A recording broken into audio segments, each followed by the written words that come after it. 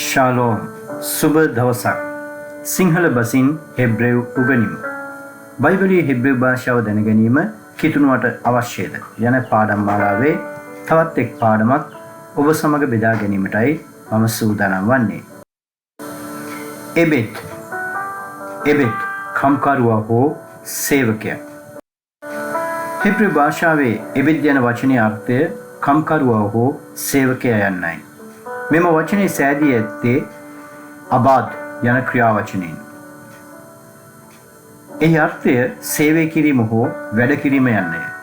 Hebrew චින්තනයට අනුව වැඩ කිරීම යනු හුදෙක් ශාරීරික වෙහෙසක් පමණක් නොව එය වගකීමක් සහ කැපවීමක් ලෙස සැලකෙනවා. එසේම හෙබ්‍රෙව් භාෂාවේදී තවත් විශේෂත්වයක් නම් වැඩ කිරීම සහ වන්දනා කිරීම එසේත් නොමැතිව නමස්කාර කිරීම යන වචන දෙකටම බොහෝ විට යොදාගන්නේ මෙම අබාධ යන වචන මූලයයි. එදිනෙදා කුඹුරේ හෝ කර්මාන්තයක නියැලී වැඩ කිරීම හෝ දෙවියන් වහන්සේට සේවය කිරීම හෝ වන්දනා කිරීම මෙයින් අදහස් කෙරෙනවා. එසේම මෙයින් තහවුරු වන්නේ කම්කරුවෙකු තම කාර්යය අවංකව ඉටු කිරීම දේව වන්දනාවක් හා සමාන උසස් ක්‍රියාවක් ලෙස හෙබ්‍රෙව් සංස්කෘතියේ සලකනු ලබන බවයි. මේ අනුව සේවකයා එබෙත් යනු පහත් අයෙකු නොව යම් උසස් අරමුණක් උදෙසා කැපවූ බවද මෙයින් තහවුරු වෙනවා.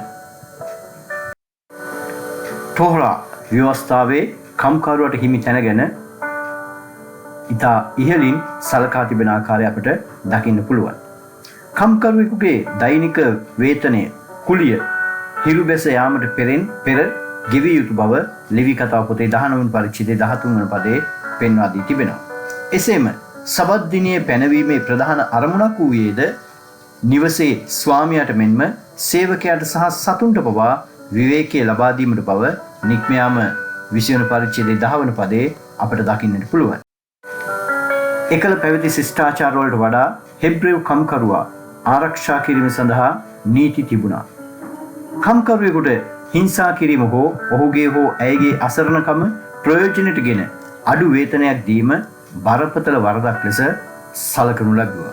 ද්විතීය නීති සංග්‍රහයේ 24 වන පරිච්ඡේදයේ 14-15 පදවල අපිට මේ දකින්න පුළුවන්. එසේම දුප්පත් කම්කරුවාගේ සිත ඔහුගේ කුලිය මත රඳා පවතින බවත් එහි පෙන්වා දී තිබෙනවා. සේවකයෙකු එබෙත් යනු ස්වාමියාගේ දීපලක් නොව දෙවියන් වහන්සේ ඉදිරියේ සමාන ගෞරවයක් ඇති මිනිසෙක් ලෙස සැලකිය යුතුය. මේ එදා පැවති සමාජයට මෙන්ම අද සමාජයටද එක ලෙස වළංගු බව අප මතක තබා ගත යුතුය. විශේෂයෙන් කිතුණුවන් වශයෙන් ඔවුන්වත් අපගේ සහෝදර සහෝදරයන් ලෙස සැලකිය යුතුය. යෙසායා දිවසූරයාගේ පොතේ දුක් විඳින සේවකයා යනුවෙන් හැඳින්වීමේදීද යොදාගෙන ඇත්තේ මෙම එබෙත් යන වචනයයි. එනම් සේවකයා යන්නට එබෙත් යන තමා එහිදී යොදාගෙන තිබෙන්නේ. මෙයින් පෙනී යන්නේ අන් අය වෙනුවෙන් සේවය කිරීම සහ වැඩ කිරීම යනු හෙබ්‍රෙව් සංස්කෘතිය තුළ ආත්මිකව ඉහළම තලයක ඇති ගුණාංගයක් බවයි. හෙබ්‍රෙව් සාහිත්‍යයේ ඊටම ගෞරවනීය තනතුරක් වන්නේ එබෙත් අදොනායි සමිඳුන්ගේ මෙහෙකරුවා යන්නය. මෝසෙස් සහ දාවිත් රජුව පවා හඳුන්වනු ලැබුවේ එබෙත් අදොනායි සමිඳුන්ගේ සේවකයා යන නමිනි. මෝසෙස් ගැන නික්මයන් පොතේ 14 වන පරිච්ඡේදයේ 31 වන පදේ, ගණන් කතාව 12:7, යොෂුවා 1:1, එල්දරව් 15:3 යන පදවලත්, දාවිද් ගැන 2 සාමුවෙල් 7:5, ගීතාවලිය 89:20, ඒ වගේම ගීතාවලිය ක්‍රියා 13:36 සහ ගීතාවලිය 18 වන ගීතිකාවේ ශීර්ෂ පාඨය අපට දකින්නට පුළුවන් එබෙත් අදොනායි වශයෙන් ඔවුන්ව හඳුන්වා තිබෙන ආකාරය. හෙබ්‍රෙව් විග්‍රහයට අනුව එබෙත් යනු හුදෙක් ශ්‍රමය විකුණන්නෙකු නොව ලෝකේ පවත්වාගෙන යාමට සහ දේව කැමැත්ත ඉටු කිරීමට දායක වන සහකරුවෙක්. එසේම එබෙත් යනු වහලෙකු නොව දෙවියන් වහන්සේගේ කැමැත්ත ඉටු කිරීමට කැප වූ උන්වහන්සේගේ විශේෂ නියෝජිතයෙකු බව මෙයින් අපට තේරුම් ගන්නට පුළුවන්. කම්කරුවෙකු කරන කාර්යය හැඳින්වීමට භාවිතා කරන තවත් වැදගත් වචනයක් නම් මෙලකා යන්නයි. මෙහි විශේෂත්වය වන්නේ මේ හුදෙක් ශාරීරික මහන්සිය නොව යම් දෙයක් නිර්මාණය කිරීමේ හැකියාවයි.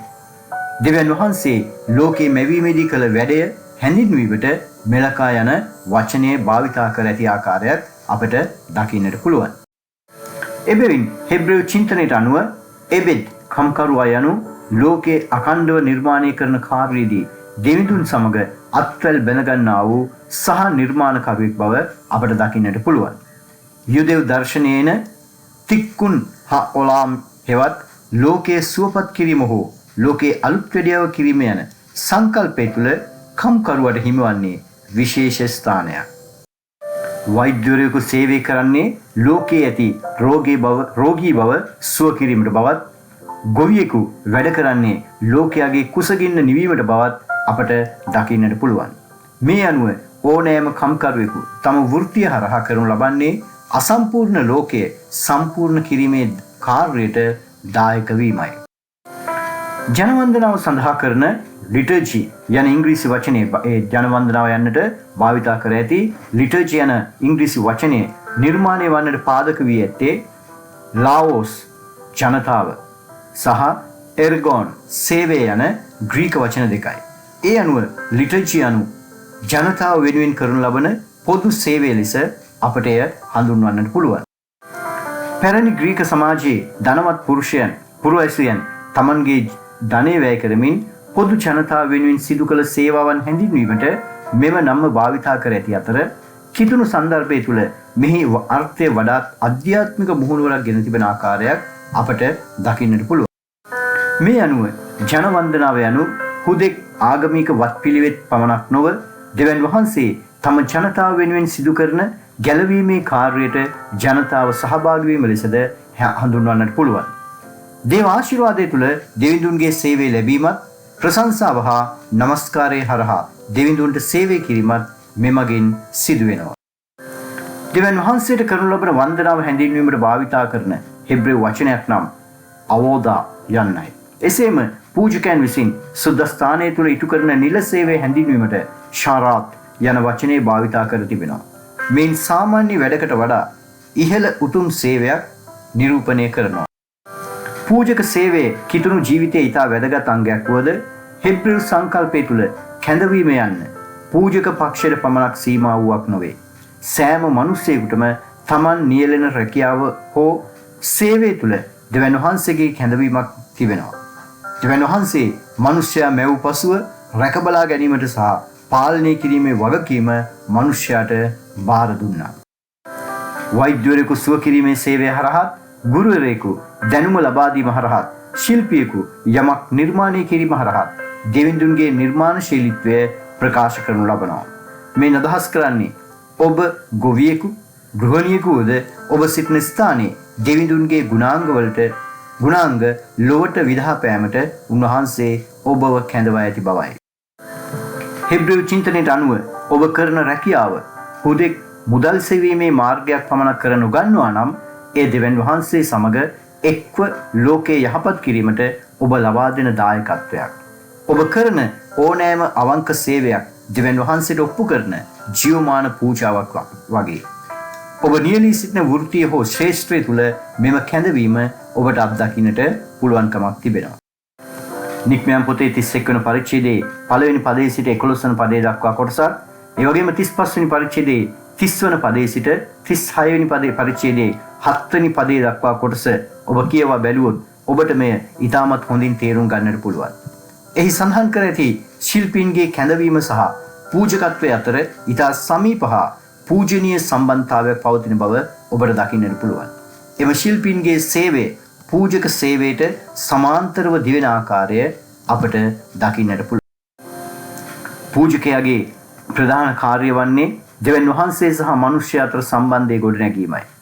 බෙෂලේල් සහ ඔහොලියාබ් සිදු කළේද එම සම්බන්ධයේ සිදුවන අවකාශයේ හෙවත් මණ්ඩපය මිෂ්කාන් නිර්මාණය කිරීමයි. මෙහි යොදා ඇති අවෝදා යන්න මෙම සේවන් දෙකටම එසේ නැමැතිනම් පූජකයාගේ සේවයේ සහ මේ නිර්මාණශීලී ඒ කාර්ය ඉටු කිරීමේදී යොදා ගන්න ක්‍රියාත්මක කරන ඒ වචනය මේ දෙදෙනාගේම සේවය සඳහා එය හඳුන්වන්නට යොදාගෙන ඇති ආකාරයක් අපට දකින්නට පුළුවන්. මෙයින් පෙනී යන්නේ ශිල්පියාගේ වැඩේද පූජකයෙකුගේ යාඥාව හා සමානව පූජනීය වන බවයි. එසේම පූජකයන් සේවයට කැපකිරීමේදී තෙල් ආලේප කරනු ලබනවා. බෙෂලේල් සහ ඔහොලියාබ්ව දේව ආත්මෙන් පිරවීම යන වචනේම පූජකත්ව තනතුරක පිහිටුවීමේදී භාවිතා කරන අත්ැබීම යන සංකල්පයට සමාන බවද අපට දකින්නට පුළුවන්. බෙෂලේල් මෙහි අර්ථය දෙවිඳුන්ගේ සෙවණෙහි යන්නයි.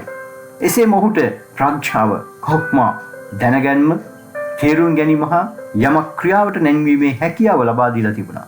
මෙහිදී අපට දැකිය හැකි වැදගත්ම කරුණ නම් දෙවියන් වහන්සේ හුදෙක් කාර්යයක් පවරනා නොව යම් සේවයක් වැඩක් පවරනවා පමණක් නොව ඒ ඉටු කිරීමට අවශ්‍ය දේවානුභාවය සහ හැකියාවද ලබා දෙන බවයි.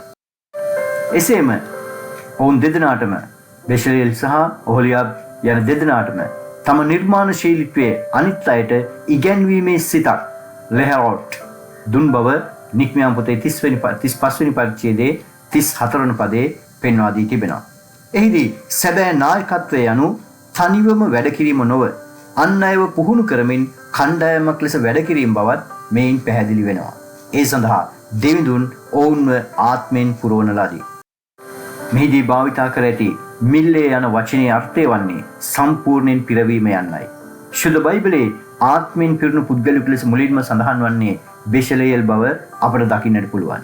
එහෙත් ඔහු පූජකයෙකු හෝ රජ කෙනෙකු නොවුනත් කලාව, තාක්ෂණය හා නිර්මාණශීලී හැකියාව දේව අනුග්‍රහය තුළ ලබාගෙන තිබුණු බව අපට තේරුම් ගන්නට පුළුවන්. මෙහි සඳහන් වන ක්ෂිබ් යන වචනයේ අර්ථය වනුයේ හුදෙක් අනුකරණය කරන්නෙකු නොව නව නිර්මාණ සංකල්පය ඉදිරිපත් කළ හැකි පුද්ගලයෙකු බවයි.